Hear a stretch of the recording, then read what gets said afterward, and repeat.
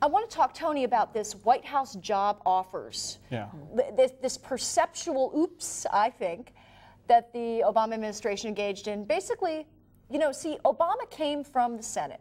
Obama knows Congress, and Ken can correct me if I'm wrong here, but I think that even though he was a new type of candidate, he himself was new blood in these recent special primaries, especially I'm thinking of the Arlen Specter primary where Joe Sestak was able to overcome Arlen Specter, who's, I think, 80 years old, where, again, President Bill Clinton swooped in, tried to help out. That didn't work out so well. You know, apparently the administration or their peeps, you know, have tried to keep incumbents in their seats and not let this new blood in. And I'm an independent former Democrat. I'm all about new blood. You know, like a lot of people, you know, I think the Tea Partiers and I would probably agree on that one thing is, you know, new blood is good. You know, not any new blood, but let's get some new blood. But the only problem is, of course, you know, and same thing goes for the guy that's taking over Rep. Murtha's seat. You know, Obama surely knows that these guys have senior positions on committees, and you don't want to give that up if you're the Democratic Party. What do you think about this perception flap? I mean, is it new politics versus politics as usual? I mean, really, can the GOP make any hay of it? I don't think so. Well, let me say this, Ann. You know, I think that, you know, it sounds like kind of like they're bribing people. You know, they're like, you know, you drop out of the race, we'll give you this. You know, and it doesn't sound right to me. You know, and I think that's not really appropriate. That's not something, you know. I mean, you know where I lean politically, but I like Bill Clinton. Where's that? Can you tell our audience where you lean politically? I don't care. Toward I don't the right or I don't toward care the if left? Larry marries Mo. I don't care what businesses do. I'm very laid back, you know.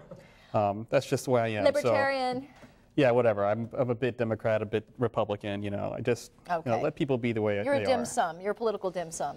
Whatever that means, sure. Sounds like Well, Chinese you know, food. Yeah, it's the different Chinese foods on Oh, okay. I've learned something new today. All right. I want to know what other people think about this. Ken, do you have an opinion? Short opinion? I have an opinion on everything. No. Okay, then we'll go to Nicole. Let's go to Nicole. Okay, I have an opinion. Perception. This has been going on, this trying to keep people in their seats, and wouldn't you like this position? That's been going on for a long time.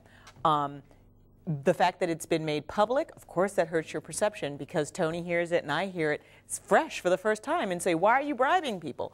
And why are Democrats telling on Democrats? If, you know, because, you know, people are not completely unified. They don't have one agenda. So perception-wise, it doesn't look good because it looks like politics as usual. Right, exactly. Well, you know what? I think generally, you know, viewers, our President Obama came into office with huge expectations on his shoulders. Everybody expected him to be some kind of Clark Kent Superman, I don't know what. And you know what? Reality check. And that's okay. I'd rather have a president who we know a little bit more about. We know he's human, and he's allowed to be human, than laboring under these ridiculous expectations. Now, we do need to move to the Supreme Court.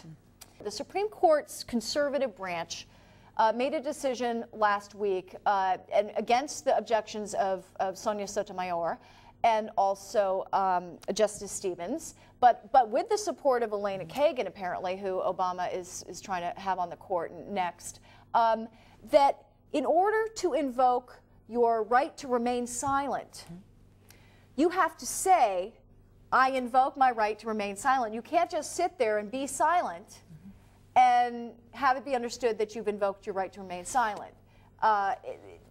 Any thoughts on this, Ken? Yeah, all of the dissenting opinions in criminal cases that I learned in law school back in the last century are now the majority opinions.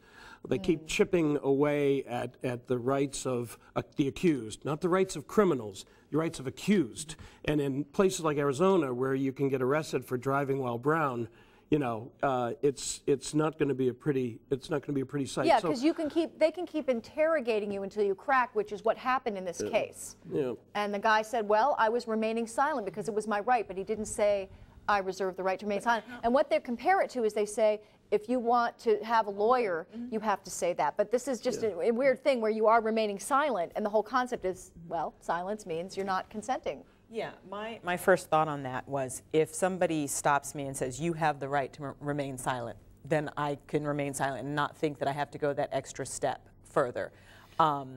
But I understand it in a way, because it's the same way you have to say, I would like to seek counsel from an attorney. You have to say, I am invoking that right. Okay, let's just say, from a red zone politics perspective, what this really is about is, think about it. If we know our rights, it's all golden. But if you don't know what your rights are, if you're undereducated, if you're if you're an immigrant, if you're in any way don't have a law degree like Ken, you're not necessarily going to be on the winning side of this. It really gives law enforcement the upper hand. After this break, we'll pick up the topic of the latest disco song, "Spill, Baby, Spill." Disco Inferno. An ode to corporate negligence and political opportunism in the face of tragedy.